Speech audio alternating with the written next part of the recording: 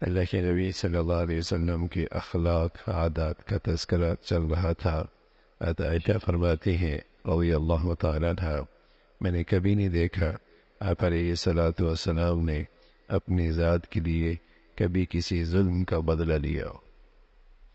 البتہ اللہ جل شانہ کی حرمتوں میں سے کسی حرمت کا ہتک ہوتا، مثلا کسی حرام فعل کا کوئی مرتکب ہوتا یا اللہ کے بندوں کا حق ضائع ہوتا، تو حضور علیہ الصلوۃ والسلام سے زیادہ غصے والا شخص کوئی نہیں دیکھا۔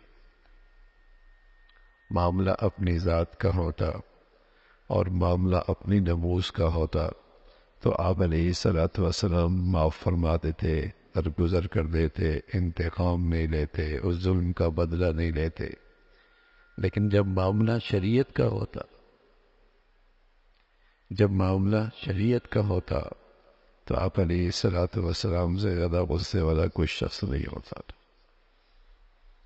آپ کی محبت بھی اور آپ کی نرمی بھی اللہ کے لیے تھی، اور آپ کا غصہ بھی اور آپ کی ناراضگی بھی اللہ کے لیے تھی، اپنی ذات کے لیے۔ من احب للہ وابغض للہ واطاع للہ ومنع للہ فقد استکمل الایمان۔ محبت کے لیے بھی اللہ کے لیے، اور کسی سے نفرت بھی ہے، اور کسی بھی غضبناک بھی ہو رہا ہے، اور کسی کو دے بھی رہا ہے، اور کسی سے ہاتھ روک بھی رہا ہے، سب اللہ کے لیے۔ یہی تو کمال ایمان ہے، یہی تو کمال ایمان۔ فقد استکمل الایمان۔